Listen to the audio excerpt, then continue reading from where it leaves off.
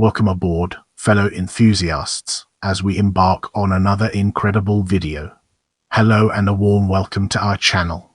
Today, we're delving into Pont-du-Gard. The Pont-du-Gard is an ancient Roman aqueduct bridge built in the 1st century AD to carry water over to the Roman colony of Nemausus. It crosses the river Gardon near the town of Vers-Pont-du-Gard in southern France. The Pont-du-Gard is the tallest of all Roman aqueduct bridges, as well as one of the best preserved.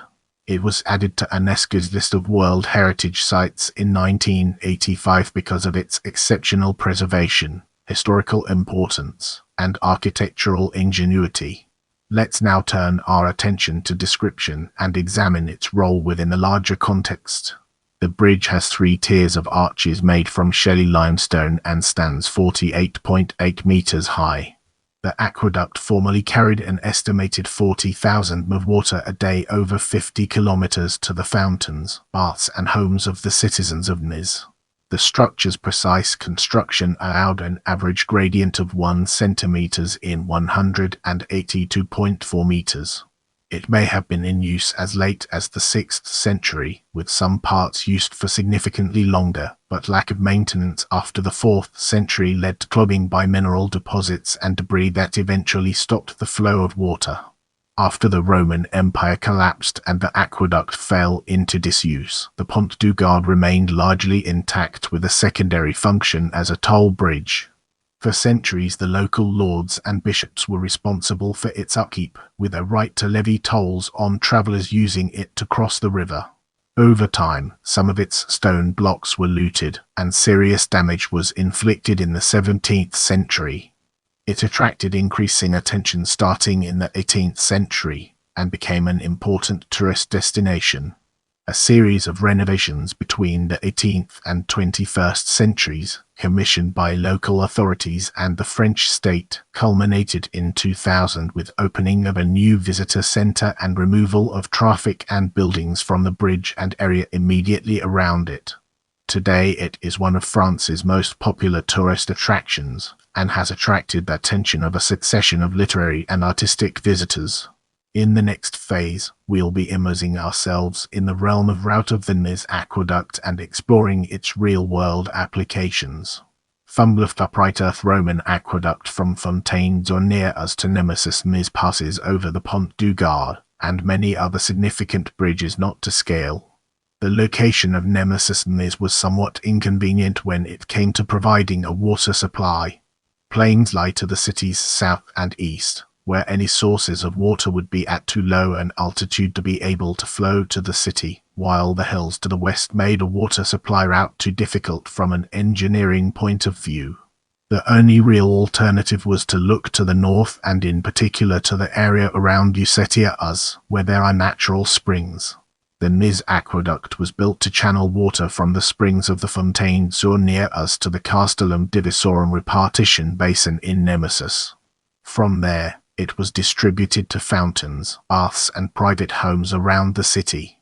The straight line distance between the two is only about 20 km, but the aqueduct takes a winding route measuring around 50 kilometers. This was necessary to circumvent the southernmost foothills of the Massif Central, known as the. They are difficult to cross, as they are covered in dense vegetation and garrig and indented by deep valleys. It was impractical for the Romans to attempt to tunnel through the hills, as it would have required a tunnel of between 8 and, depending on the starting point. A roughly V-shaped course around the eastern end of the Garrigestan was therefore the only practical way of transporting the water from the spring to the city. The Fontaines, at 76 meters above sea level, is only 17 meters higher than the repartition basin in Nîmes, but this provided a sufficient gradient to sustain a steady flow of water to the 50,000 inhabitants of the Roman city. The aqueduct's average gradient is only 1 in 3,000. It varies widely along its course, but is as little as 1 in 20,000 in some sections. The Pont-du-Gard itself descends to 0.5 centimeters in 456 m, a gradient of 1 in 18,241. The average gradient between the start and end of the aqueduct is far shallower than was usual for Roman aqueducts, only about a tenth of the average gradient of some of the aqueducts in Rome. The reason for the disparity in gradients along the aqueduct's route is that a uniform gradient would have meant that the Pont-du-Gard would have been infeasibly high, given the limitations of the technology of the time. By varying the gradient along the route, the aqueduct's engineers were able to lower the height of the bridge by 6 m per kilometre, but thereafter it descends by only. In one section, the winding route between the Pont-du-Gard and Street Bonnet required an extraordinary degree of accuracy from the Roman engineers, who had to allow for a fall of only of the conduit. 5 Pont-du-Gard pumped Modernip of water a day that took nearly 27 hours to flow from the source to the city. The water arrived in the Castellum Divisorum at Nîmes, an open, shallow, circular basin 5.5 meters in diameter by 1 meters deep. It would have been surrounded by a balustrade within some sort of enclosure, probably under some kind of small but elaborate pavilion. When it was excavated, traces of a tiled roof, Corinthian columns, and a fresco decorated with fish and dolphins were discovered in a fragmentary condition. The aqueduct water entered through an opening 1.2 meters wide, and 10 large holes in the facing wall, each 40 wide, directed the water into the city's main water pipes. 3 large drains were also located in the floor, possibly to enable the nearby amphitheatre to be flooded rapidly to enable mock naval battles to be held. The spring still exists and is now the site of a small modern pumping station. Its water is pure but high in dissolved calcium carbonate leached out of the surrounding limestone. This presented the Romans with significant problems in maintaining the aqueduct, as the carbonates precipitated out of the water during its journey through the conduit. This caused the flow of the aqueduct to become progressively reduced by deposits of calcareous sinter. Another threat was posed by vegetation penetrating the stone lid of the channel. As well as obstructing the flow of the water, dangling roots introduced algae and bacteria that decomposed in a process called biolithogenesis, producing concretions within the conduit. It required constant maintenance by cercitors, workers responsible for the aqueduct's upkeep, who crawled along the conduit scrubbing the walls clean and removing any vegetation. Much of the Nîmes aqueduct was built underground, as was typical of Roman aqueducts. It was constructed by digging a trench in which a stone channel was built and enclosed by an arched roof of stone slabs, which was then covered with earth. Some sections of the channel are tunneled through solid rock. In all, convert of the aqueduct was constructed below the ground. The remainder had to be carried on the surface through conduits set on a wall or on arched bridges. Some substantial remains of the above-ground works can still be seen today, such as the so-called pont rue that stretches for hundreds of meters around Vers and still stands up to 7.5 meters high. Other surviving parts include the Pont de Bournegree, 3 arches carrying the aqueduct 17 meters across a stream, the Pont de Sartenet, near the Pont-du-Gard, which covers 32 meters across a small valley, and 3 sections of aqueduct tunnel near Cernhac, measuring up to 66 meters longitude. However, the Pont-du-Gard is by far the best preserved section of the entire aqueduct. Prepare yourself for an in-depth analysis of description of the bridge in this section. Built on 3 levels, the pont is 49 meters high above the river at low water and 274 meters longitude. Its width varies from 9 meters at the bottom to 3 meters at the top. The 3 levels of arches are recessed, with the main piers in line one above another.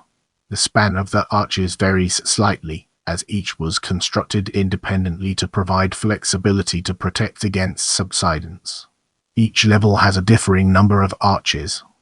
Level number of arches, length of level, thickness of piers, height of arches. Lower first row 6 142 meters, 6 meters 22 meters. Middle second row 11 242 meters, 4 meters 20 meters. Upper third row 35, originally 47 275 meters, 3 meters 7 m. The first level of the Pont-du-Gard adjoins a road bridge that was added in the 18th century.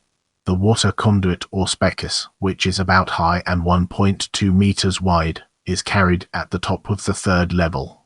The upper levels of the bridge are slightly curved in the upstream direction. It was long believed that the engineers had designed it this way deliberately to strengthen the bridge's structure against the flow of water, like a dam wall. However, a microtopographic survey carried out in 1989 showed that the bend is caused by the stone expanding and contracting by about 5 millimeters a day under the heat of the sun. Over the centuries, this process has produced the current deformation.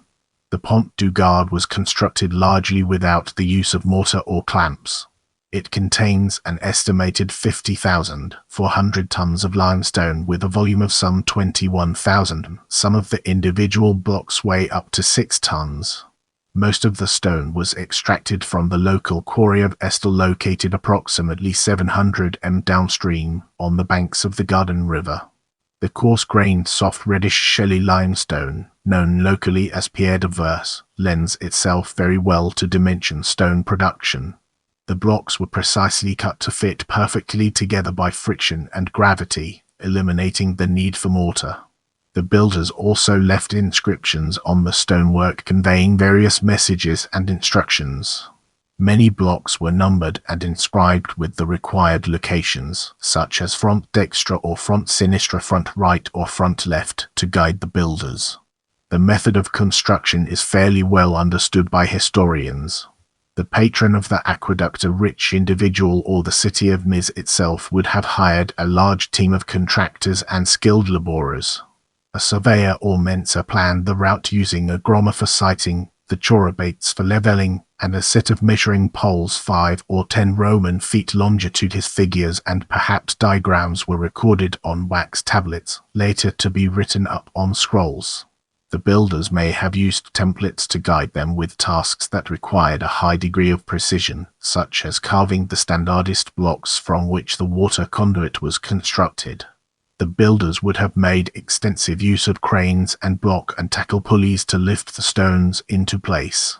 Much of the work could have been done using simple shears operated by a windlass. For the largest blocks, a massive human-powered treadmill would have been used. Such machines were still being used in the quarries of Provence until as late as the start of the 20th century. A complex scaffold was erected to support the bridge as it was being built. Large blocks were left protruding from the bridge to support the frames and scaffolds used during construction. The aqueduct as a whole would have been a very expensive undertaking. Emile Esperandieu estimated the cost to be over 30 million sesterces, equivalent to 50 years' pay for 500 new recruits in a Roman legion. Although the exterior of the Pont-du-Gard is rough and relatively unfinished, the builders took care to ensure that the interior of the water conduit was as smooth as possible so that the flow of water would not be obstructed. The walls of the conduit were constructed from dressed masonry and the floor from concrete. Both were covered with a stucco incorporating minute shards of pottery and tile. It was painted with olive oil and covered with maltha, a mixture of slaked lime, pork grease and the viscous juice of unripe figs. This produced a surface that was both smooth and durable. Although the Pont-du-Gard is renowned for its appearance, its design is not optimal as the technique of stacking arches on top of each other is clumsy and inefficient and therefore expensive in the amount of materials it requires. Later aqueducts had a more sophisticated design, making greater use of concrete to reduce their volume and cost of construction. The aqueduct bridge of Segovia and the Pont de les Ferres are of roughly similar length but use far fewer arches. Roman architects were eventually able to do away with stacking altogether. The Aqueducto de los Milagros in Merida, Spain, and the Chabit y Leluin Aqueduct Bridge, near Churchill, Algeria, utilized tall, slender piers, constructed from top to bottom with concrete-faced masonry and brick. Get ready for a captivating exploration as we unravel the layers of history and their profound significance. The construction of the aqueduct has long been credited to the Roman Emperor Augustus' son-in-law and aide, Marcus Vipsanius Agrippa, around the year 19 BC.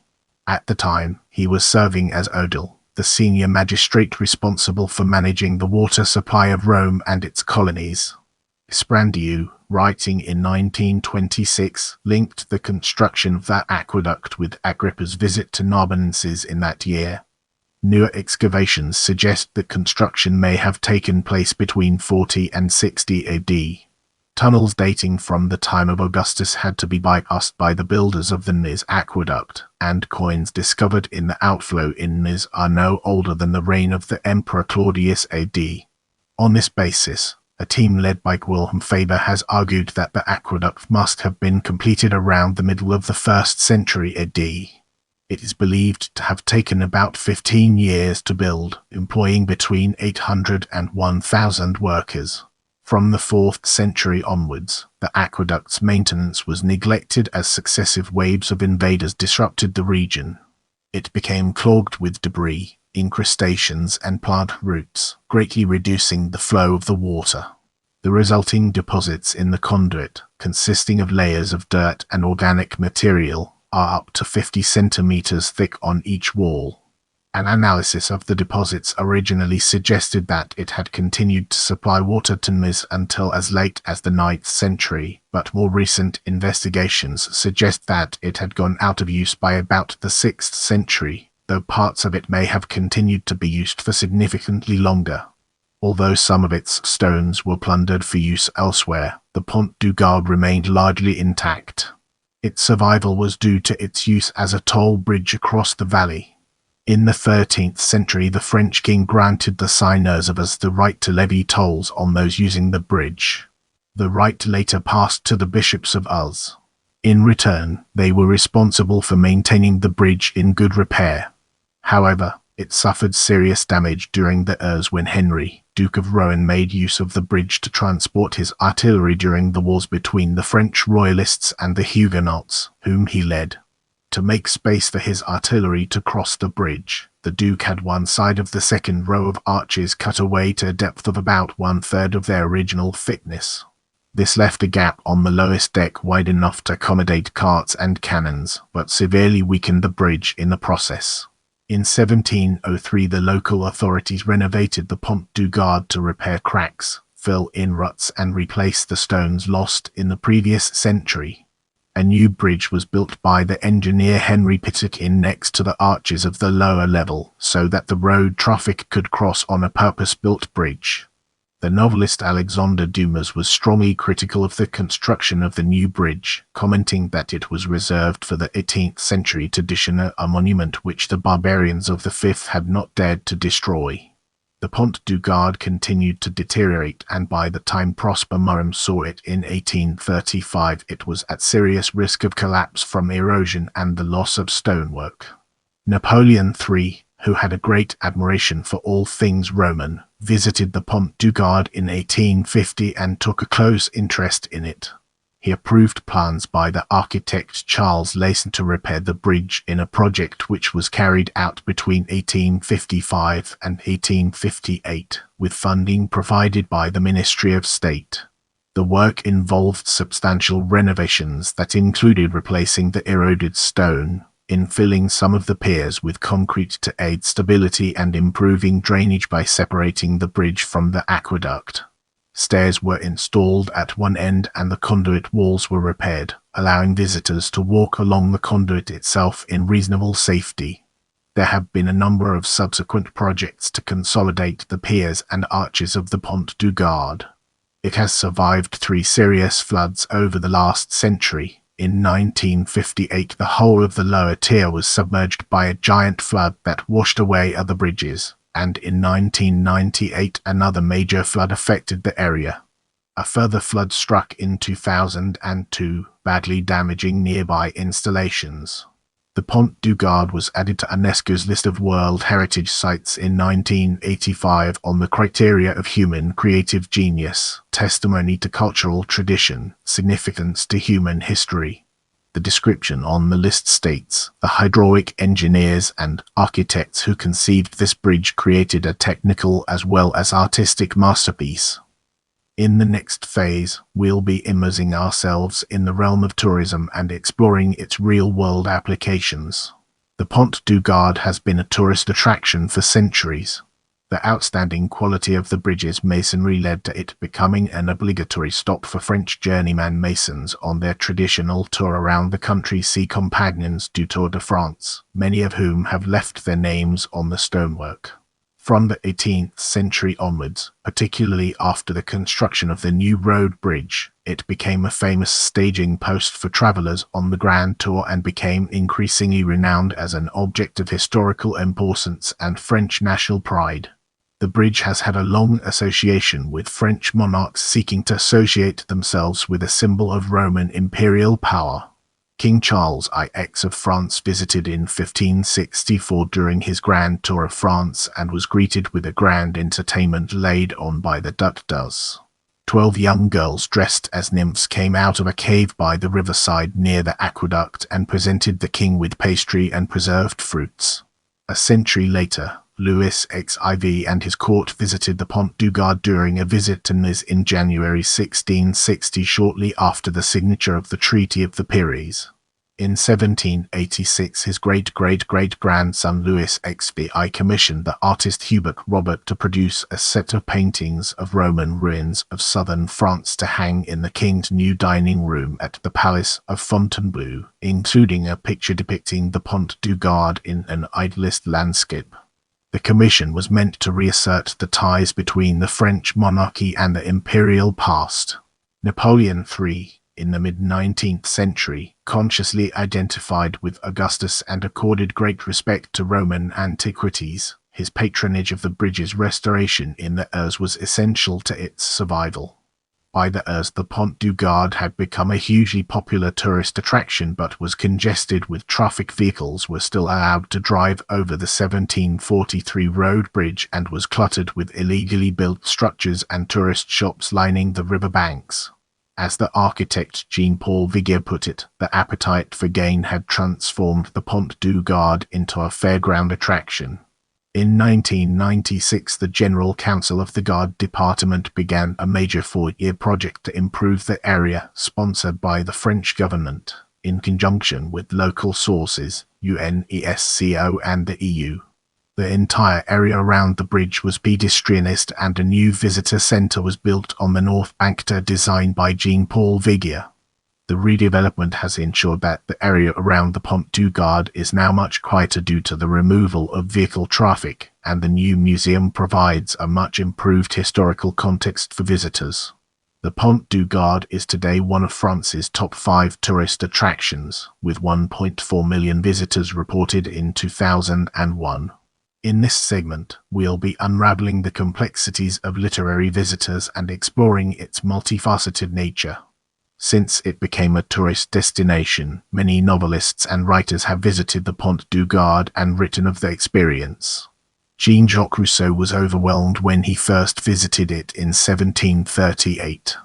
The novelist Henry James, visiting in 1884, was similarly impressed. He described the Pont-du-Gard as unspeakably imposing, and nothing could well be more Roman. He commented, "The mid-19th century writer Joseph rewrote in his 1853 book Les Nuits Italiennes, Contes Nocturnes, that on seeing the Pont-du-Gard." Hilaire Belloc wrote in 1928 that, "If you have any suggestions for future videos, feel free to drop them in the comment section.